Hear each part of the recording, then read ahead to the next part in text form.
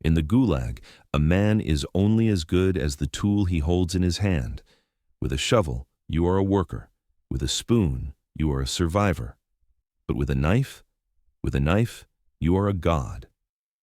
I was neither a god nor a worker when they threw me into the karcer, the punitive isolation cell, in the winter of 1949. I was a walking dead man.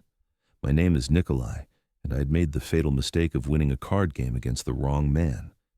His name was the Tatar, a massive criminal boss who ran barracks number 4. He didn't pay his debts with bread or tobacco, he paid with blood. When I won the pot, he smiled and whispered that when I slept, he would open my throat. To save myself, I started a fight with a guard. It was a calculated risk. I punched a corporal in the face. It earned me a beating that nearly broke my ribs, but it also earned me 10 days in the isolation cell. 10 days away from the Tatar, 10 days to think, 10 days to prepare. As the heavy iron door slammed shut, plunging me into absolute darkness, I reached into the lining of my boot. My fingers brushed against the cold, rough edge of a piece of metal I had found in the scrapyard. It was a fragment of a rusty barrel hoop, about 6 inches long, curved and dull as a spoon handle. This was my only hope. When those 10 days were up, I would have to walk back into the barracks. The Tatar would be waiting. He would have his knife, a finca made of stolen tool steel, sharp enough to shave with. I had a piece of rusty junk. If I tried to stab him with this, it would bounce off his quilted jacket. I needed an edge. I needed a point. I needed to turn this trash into a razor. But as my eyes adjusted to the gloom, the reality of the karcer set in. It was a concrete box, 4 paces long, 2 paces wide. There was no furniture, just a wooden plank raised 4 inches off the floor for sleeping. I crawled around the perimeter, running my hands over the walls. I was looking for anything abrasive, a rough patch of concrete, a protruding stone, a nail head, anything I could use as a whetstone. There was nothing. The walls were covered in a thick layer of shuba, hoarfrost. The humidity from the breath of 1,000 prisoners before me had frozen onto the stone, coating it in a layer of smooth, slick ice. I scratched at it, but beneath the ice, the concrete was smooth, polished by the backs of countless men who had huddled there. The floor was wood, worn smooth by misery. I sat in the corner, holding the dull metal strip. The panic began to rise in my throat. I had a weapon that couldn't cut butter. I was trapped in a freezer with no tools, no light, and no hope. The guard walked by outside, his boots crunching on the snow. "Enjoy the resort, scum," he shouted through the door. I looked at the metal. I looked at the ice on the walls, and I realized that if I couldn't find a stone, I was going to have to make one. The temperature in a punishment cell is calibrated carefully. It is designed to be exactly bearable enough that you don't die immediately, but cold enough that you never stop shivering. It was roughly minus 30 degrees Celsius outside, which meant it was minus 10 inside. The cold is a physical weight. It presses on your shoulders. It slows your thoughts. But I couldn't afford to be slow. I had 10 days. That is 240 hours. It sounds like a lifetime, but sharpening steel without a stone is a process measured in weeks, not hours. I spent the first day mapping every inch of that cell with my fingertips. I crawled on the floor like an insect. I found a crack between the floorboards in the corner. It was packed with grime, dust, dirt, dried breadcrumbs, and lint that had been compressed over years into a hard, black putty. I dug it out with my fingernails. It was gritty. It felt like sand. An idea began to form in my mind. It was an old Zek trick, something I had heard whispered about by the old-timers in the transit camps. They said that in the far north, where there are no rocks, men made knives out of ice, but ice is too soft to sharpen steel. Ice melts. Ice is smooth. To sharpen metal, you need friction. You need grit. You need particles that are harder than the steel itself. I looked at the pile of dirt I had scavenged. It was a pitiful amount, maybe a thimbleful. I needed more. I began to scrape the walls. Not the ice, but the places where the ice had cracked. I found soot near the ventilation grate. I scraped the soles of my own boots, harvesting the microscopic bits of gravel embedded in the rubber. For 2 days, I was a miner in a mine of 1 square meter. By the end of the second day, I had a pile of gray dust about the size of a fist. It was a mixture of silica, carbon, and filth. Now I had the abrasive. But a pile of dust is useless. I needed to bind it. I needed to turn this dust into a solid block, a brick that I could run my metal blade against. I looked at the water bucket in the corner. It had a thin skin of ice on it. Water. If I mixed the dust with water and let it freeze, I would have a dirty ice cube. But water ice is brittle. It shatters under pressure, and when it melts, it turns into a runny mess immediately. I needed something with a different chemical structure, something that froze harder, denser, something that would hold the grit in suspension like cement. I looked at the parasha, the latrine bucket in the corner. It was empty, as I had just arrived. I realized the answer was inside me. Urine. It contains salts, urea, and minerals. When urine freezes, especially at these temperatures, it forms a slushy, saline ice that is tougher than fresh water. It has a different crystalline structure. It is sticky. It binds. I felt a wave of humiliation wash over me. I was a human being, a man who once read Tolstoy and drank tea from porcelain cups. Now I was plotting to make a tool out of my own waste. But then I thought of the Tatar. I thought of his gold tooth and his knife. I thought of him waiting for me. And the shame evaporated. I wasn't a man anymore. I was a mechanic of survival. I unbuttoned my trousers. I didn't use the bucket. I needed a mold. I took the rag that served as my foot wrap, folded it into a tight square with a depression in the middle, and placed it in the coldest corner of the cell, right where the draft hissed under the iron door. I placed my precious pile of dust into the depression, and then I began the chemistry of desperation. The chemistry of the Gulag is not found in textbooks. It is found in the desperation of men who have nothing left to lose. I sat in the darkness of the isolation cell, staring at the small pile of gray dust I had scavenged from the floor cracks in the walls. It looked like trash. To me, it was diamond dust. But now came the part that separated the scavengers from the engineers. I had to turn this loose powder into a solid block capable of grinding steel. I gathered the dust into the depression of the rag I had shaped into a mold. It was a pathetic little mound, barely the size of a bar of soap. I unbuttoned my trousers. The cold air bit at my skin, a reminder of the freezing oven I was trapped in. I didn't need much liquid, just enough to turn the dust into a thick, heavy paste. If I used too much, the grit would settle to the bottom before it froze, leaving me with a layer of useless ice on top. If I used too little, the block would crumble under the pressure of the metal. It had to be a suspension, a perfect sludge. I did what I had to do. The stream of hot liquid hit the dust, steaming in the frigid air. The smell of ammonia, usually a scent of filth, filled the small space. It mixed with the smell of the damp wood and the metallic tang of the rusted hoop. I used my finger, my numb, dirty finger, to mix the slurry. I worked it into a thick brownish-gray mud. It felt disgusting. It felt degrading. But as I stirred, I felt a strange, grim satisfaction. I was building a tool. I was taking the waste of my body and the filth of my prison and turning it into a weapon against them. I pushed the rag mold into the corner of the cell, right against the crack under the door. This was the wind tunnel. The draft that whistled under the iron door was a constant stream of air at -30 degrees. It was a blast chiller. I positioned the mold carefully, shielding it with my body so that if the guard opened the peephole, he would only see me huddling in the corner, trying to keep warm. Then, the waiting began. Time in the carcer distorts. You have no watch, you have no sun. You only have the rhythm of the guard's boots in the corridor and the shivering of your own body. I sat there, guarding my puddle of mud like a dragon guards gold. I couldn't sleep. If I slept, I might roll over onto it, or worse, the guard might enter for a surprise inspection. I had to stay awake, listening to the wind howl outside, counting my heartbeats. Hours passed. The cold seeped through my clothes, into my flesh, settling in my marrow. My teeth chattered so hard my jaw ached. I kept checking the block, touching it lightly with my pinky finger. At first, it was just cold slush. Then, a skin formed on top. Then, slowly, the center began to harden.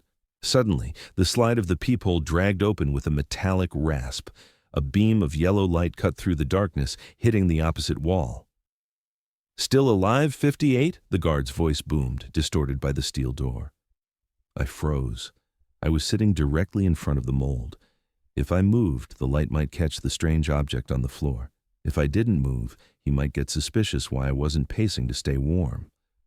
"Still alive, Citizen Chief," I croaked, my voice rough from thirst.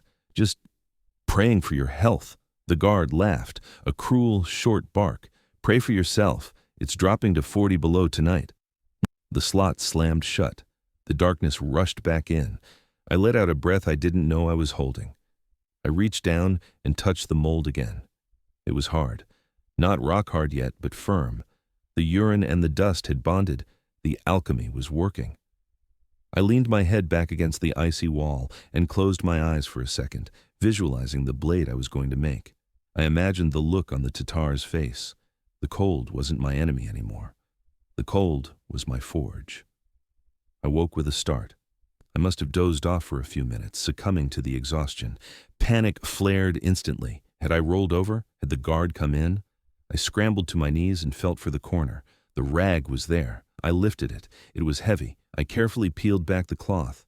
In my hand lay a crude, ugly brick. It was yellowish gray, speckled with black soot and larger grains of sand. It looked like a piece of frozen vomit, but when I ran my thumb over the surface, it felt like sandpaper.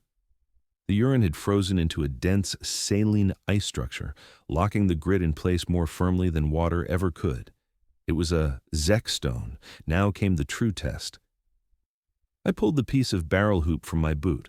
It was curved, pitted with rust, and had an edge as blunt as a knee. I positioned the ice block on the wooden sleeping plank, using my knees to clamp it down. I took the metal in both hands. I drew the metal across the ice. Shh. Krrt. The sound was loud, too loud. In the silence of the isolation block, it sounded like a saw cutting bone. I froze, listening for the guard. Nothing. I tried again, slower this time, applying less pressure. Shh. I checked the metal. A faint scratch appeared on the rust. It was working. The grit embedded in the ice was cutting the steel, but immediately I saw the problem. A small pool of liquid was forming on the surface of the stone. Friction creates heat. It is a fundamental law of physics. When you rub steel against stone, the energy transforms into heat. When your stone is made of ice, that heat destroys your tool. I had taken 3 strokes, and already the surface of my whetstone was turning to slush. If I kept going, I would melt my weapon into a puddle of mud within 5 minutes. I cursed silently. This wasn't going to be a quick job. This was going to be a torture of patience. I realized I had to develop a rhythm, a slow, agonizing dance with the thermodynamics of the cell. I took 3 strokes. 1, 2, 3. Then I stopped. I blew on the ice block, cooling it down. I waited. I counted to 20 in the dark. I let the sub-zero air of the cell refreeze the microscopic layer of water I had created. I took 3 more strokes. 1, 2, 3. Stop. Wait. Freeze. I looked at the piece of metal. It was going to take thousands of strokes to grind a bevel into this hoop. Tens of thousands. And I had to do it in 3-second bursts, separated by 20 seconds of silence. I started to work. My hands cramped. The cold metal sucked the heat out of my fingers. My stomach growled, a hollow, painful reminder that I hadn't eaten in 2 days. But I fell into the trance. Scrape, scrape, scrape. Wait. The sound became the only thing in the world. I had to time it perfectly. I learned to listen to the wind outside. When the wind gusted, rattling the tin roof of the block, I would sharpen faster, letting the noise of the storm mask the noise of my industry. When the wind died, I froze. An hour passed, then 2. I checked the edge with my thumb. The rust was gone from the very tip. The metal was shiny, silver in the faint light coming from under the door. But it wasn't sharp. It was just clean. I pressed harder, frustrated. Scrape. I felt the ice give way. I had pushed too hard. A chunk of the block sheared off, crumbling into slush.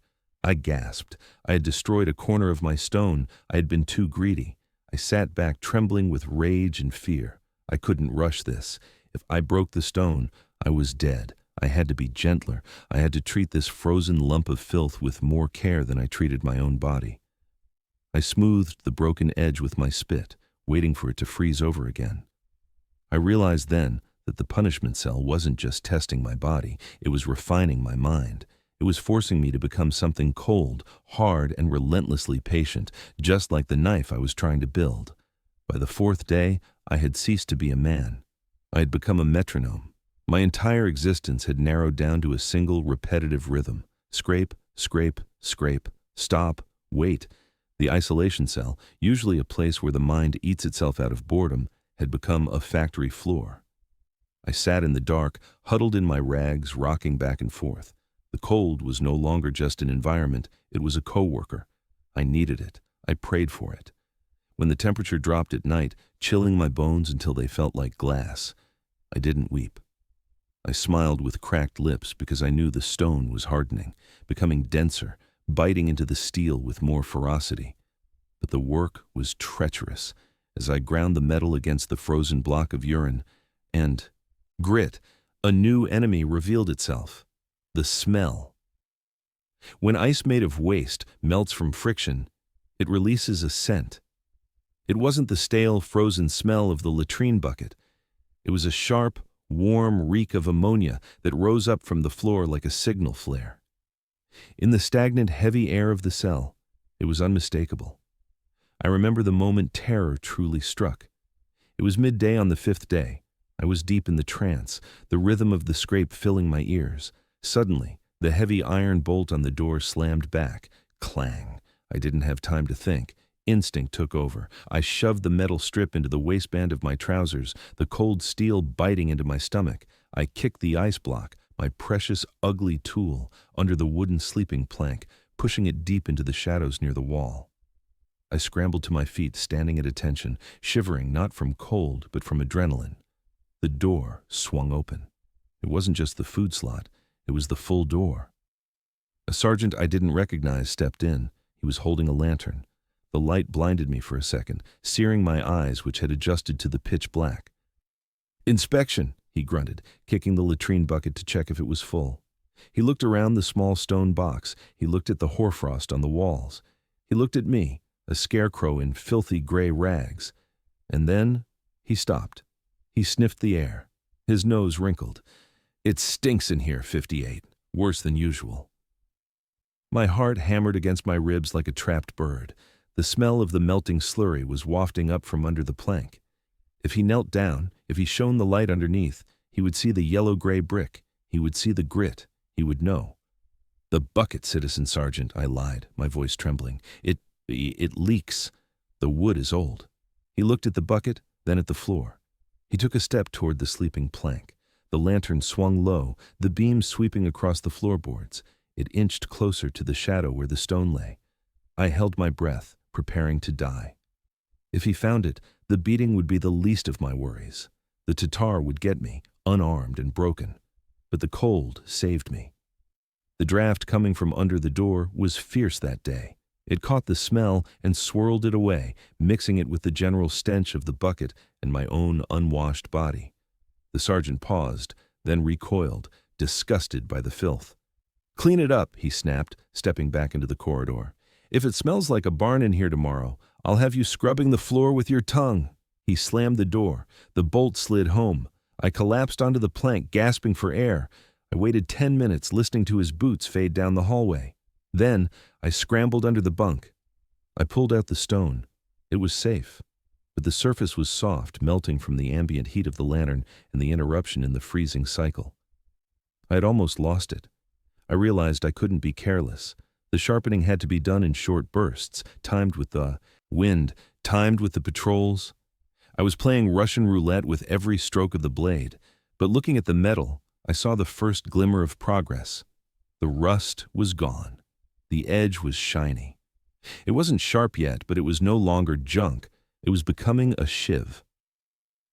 By the 7th day, the geography of the cell had changed in my mind. It was no longer a prison, it was a forge, and the piece of metal in my hand was no longer a barrel hoop. It was changing, shedding its old skin. The rust and the pitting were gone, ground away by thousands of hours of friction against the dirty ice. The shape was emerging. I'd ground down the sides, creating a bevel. It was crude, uneven, and ugly, but it was an edge. The process of sharpening on ice is different from stone. With stone, the rock wears down the metal. With ice, the metal wears down the stone. My block, my precious Zek stone, was shrinking.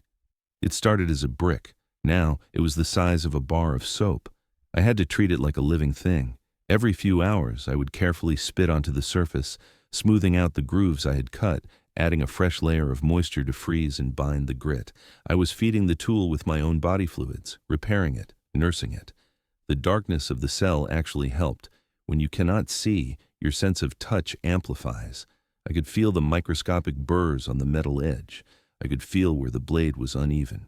My thumb became my eyes. I would run the pad of my thumb lightly, so lightly, along the steel. On the first day, it felt like a spoon. On the fourth day, it felt like a butter knife. Now, on the seventh day, it snagged. It caught the ridges of my fingerprint. It was sharp, not razor sharp, not yet, but sharp enough to tear skin, sharp enough to puncture a quilted jacket. But the psychological toll was immense. The rhythm of scrape, wait, scrape had invaded my dreams. I would wake up making the motion with my hands. I stopped feeling the hunger. The 300 grams of bread they gave me each morning were consumed in seconds, but I didn't fantasize about food anymore. I fantasized about the Tatar. I visualized his neck. I visualized the thick artery that pulsed beneath his scar. I practiced the motion in the dark. Step, grab, strike. I wasn't Nikolai the prisoner anymore. I was a machine designed for a single purpose. The cold had stripped away my empathy, my fear, and my humanity, leaving only the mechanic. However, the stone was dying. The grit was wearing out, sinking to the bottom of the dwindling ice block. The surface was becoming too smooth, losing its bite. I needed to expose fresh grit. I took a risk. I smashed the block against the floor. Crack. It split in two. It was a terrifying sound in the silence. I froze, waiting for the guard. Nothing. I picked up the two halves. The fracture had exposed the interior of the frozen slurry where the heavier particles of sand and soot had settled. It was rougher here. Better. I went back to work. The stroke was shorter now, the block smaller. I had to be careful not to slice my own fingers as I ground the blade. My hands were covered in tiny cuts, stinging from the salt in the frozen urine. My knuckles were raw and bleeding. But I didn't stop. I couldn't stop.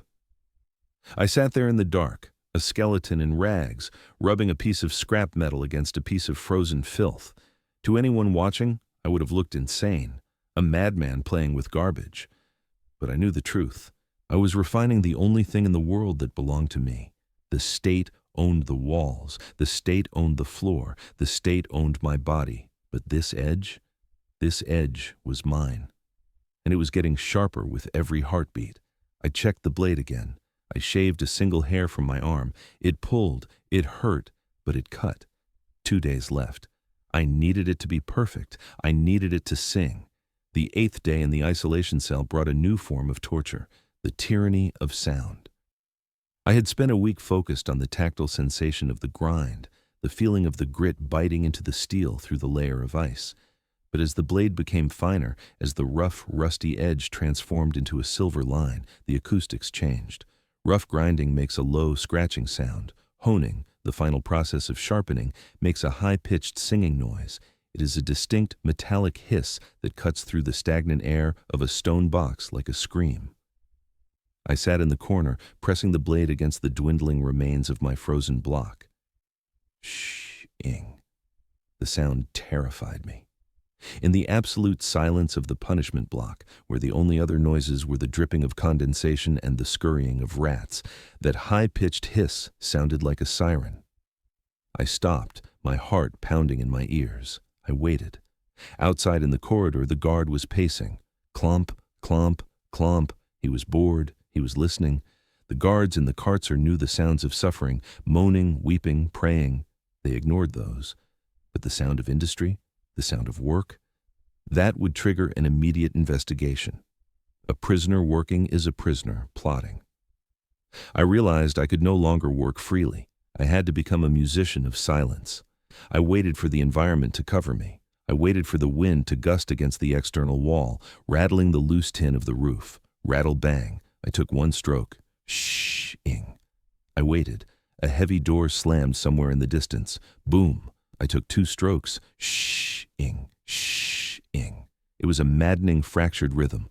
I was sharpening the knife in the spaces between the world's noises. My progress slowed to a crawl. The cold was gnawing at me, my fingers stiffening into claws. I had to stop frequently to blow on my hands, tucking them into my armpits to prevent frostbite from claiming the dexterity I needed. If my hands went numb, I would slip. If I slipped, I would slice my own thumb open, and the smell of fresh blood would be impossible to hide from the guard's nose. I checked the 80 edge again. It was getting there. I could see my reflection in the bevel, a distorted, dirty, skeletal face staring back from the steel. The stone was almost gone. The block of frozen urine and dust had been worn down to a thin wafer, barely an inch thick. It was fragile now. If I pressed too hard, it would snap, and I would be left with nothing but slush. I switched techniques. I stopped using the heavy grit of the interior and moved to the smooth, icy surface on the side of the block for the final polish. This required a lighter touch. I closed my eyes, visualizing the microscopic edge of the steel. I imagined the metal crystals aligning, standing up straight, forming a microscopic saw. I was no longer fighting the metal. I was coaxing it. Suddenly, the footsteps outside stopped, right in front of my door. I froze. The metal strip was in my hand, pressed against the ice. I couldn't move to hide it. The noise of my own breathing sounded like a bellows. I opened my mouth to breathe silently. I stared at the peephole slot, waiting for it to slide open. A shadow blocked the light under the door. The guard was standing there, listening. He had heard something, maybe a scrape, maybe a sigh. Seconds stretched into minutes. My muscles screamed from the tension. The cold floor seeped into my legs, turning them to wood. I willed myself to be invisible. I am part of the wall, I told myself. I am just ice. The shadow moved. The footsteps resumed. Clomp, clomp. He moved on. I slumped against the wall, sweat freezing on my forehead. It was too close. The stress was eating me alive. I looked at the knife. It was ready. Or close enough. I had one day left. I just needed to strop it, to smooth the edge on leather or fabric, and hide it. But the universe has a way of laughing at your plans. Just as I was about to wrap the stone in my rags to preserve it for one last night, I heard the sound that every prisoner dreads more than death, the jangle of keys, not the single key of the food slot, the heavy, chaotic ring of the master keys, and voices, lots of them. It wasn't mealtime. It wasn't shift change. It was a schmon, a surprise search. The adrenaline hit me like a shot of electricity. A schmon in the isolation cells is rare, but when it happens, it is thorough. They don't just look in the bucket, they look inside you. I had seconds, maybe 10, maybe 5. I looked at my tools. I had a jagged piece of sharpened steel and a melting block of frozen urine and dirt. Both were death sentences. If they found the knife, I would get another 10 days, and a beating that would leave me crippled. If they found the block, they would figure out the method, and they would kill me for the sheer ingenuity of it. I grabbed the ice block. It was small now, slippery and wet. I couldn't hide it in my clothes. It would melt and leak. I couldn't hide it under the bunk. They would check there with flashlights. There was only one place where a block of yellow, smelly ice would disappear. I leaped for the parasha, the latrine bucket. It was half full of freezing slush and filth.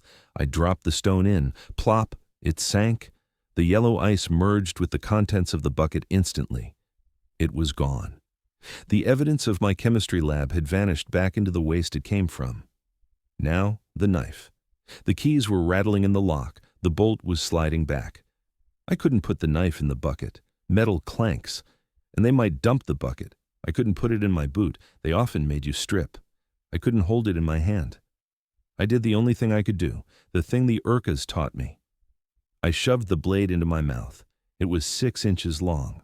I angled it carefully, sliding the flat of the blade between my cheek and my gum, the sharp edge facing inward, pressing against my teeth. The curve of the barrel hoop fit the curve of my jawline, but barely. The taste of rust and cold steel filled my mouth. It made me want to gag. I clamped my jaw shut, forcing my face to remain relaxed, trying not to look like I had a piece of scrap metal distending my cheek. The door swung open. 3 guards stormed in. One held a lantern, the other a wooden baton. The third was the officer. "Up! Against the wall! Hands behind your head!"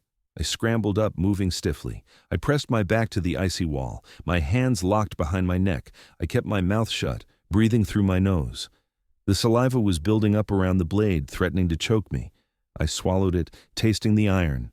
The guards tore the cell apart. It didn't take long. There was nothing there.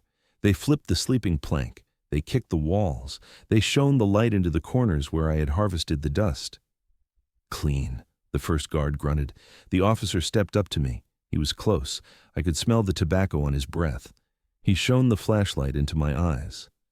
"You look guilty, 58, he said softly. "You're sweating."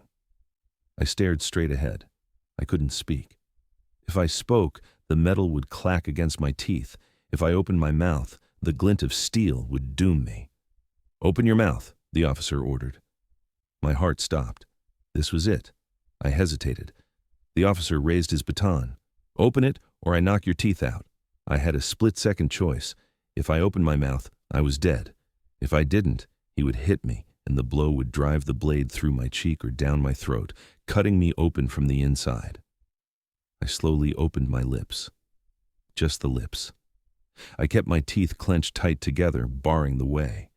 I pulled my lips back in a grimace, showing my gums, showing my teeth, but keeping the cavern of my mouth sealed. The officer stared at my yellow, rotting teeth. He stared at the scurvy, swollen gums.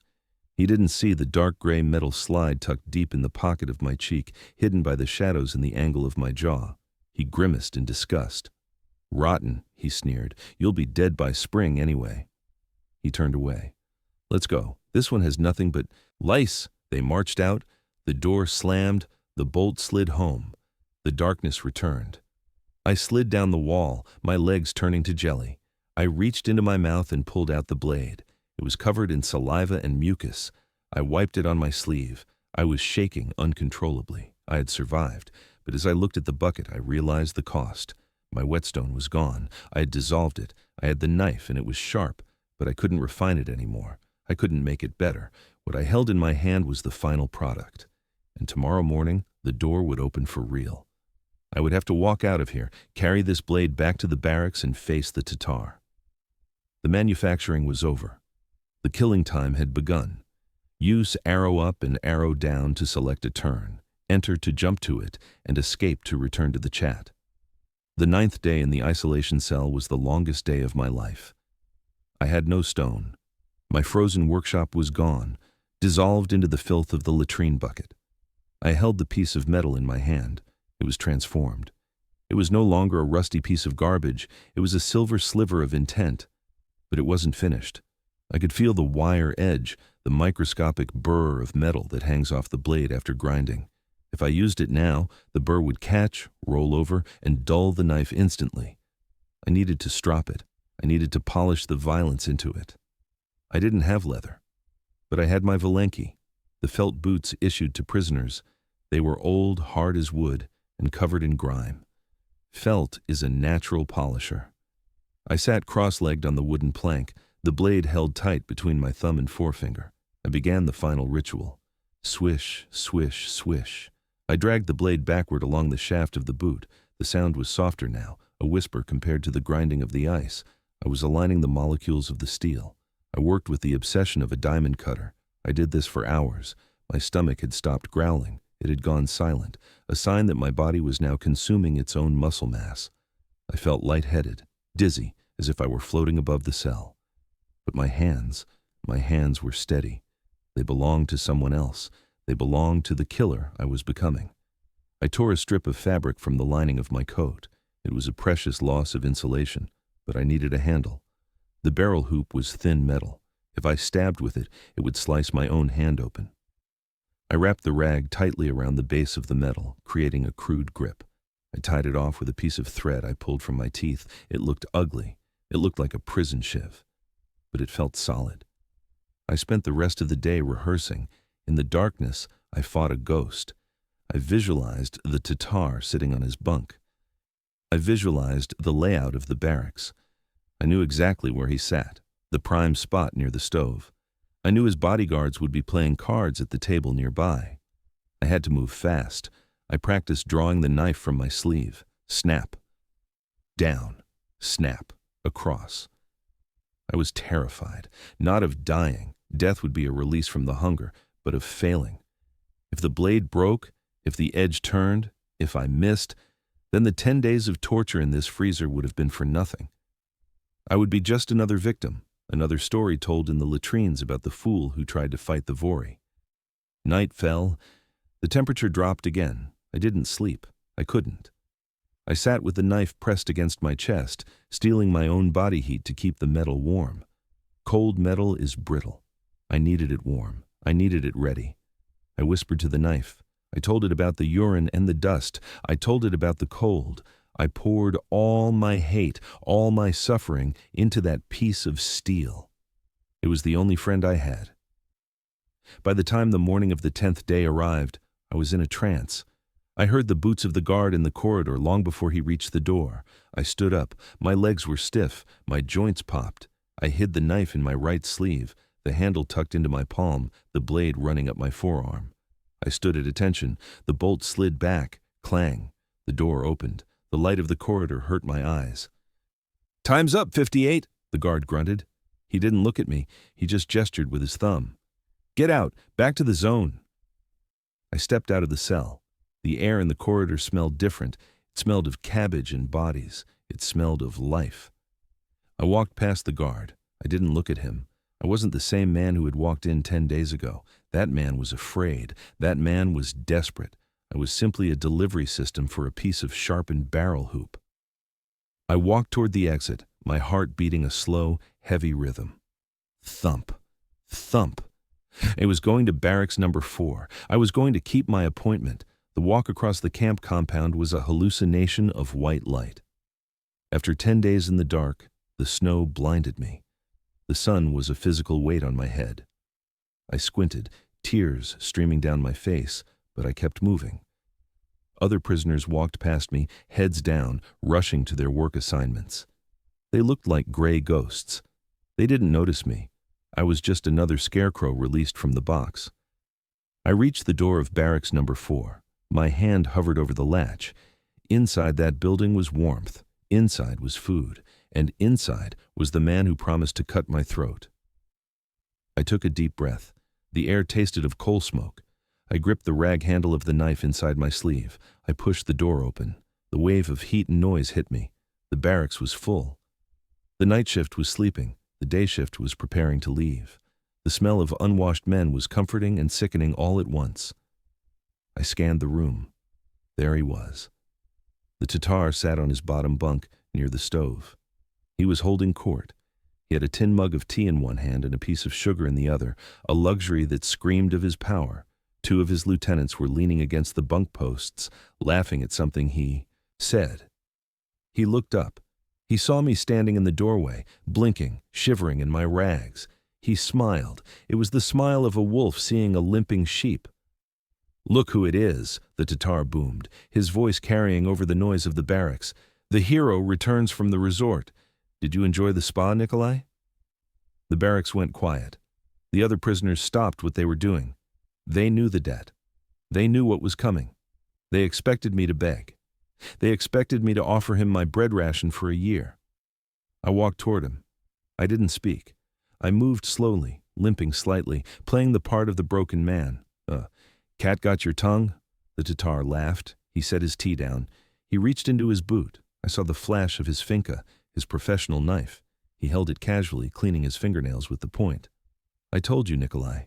When you come back, we settle the account." I was 5 feet away. 4.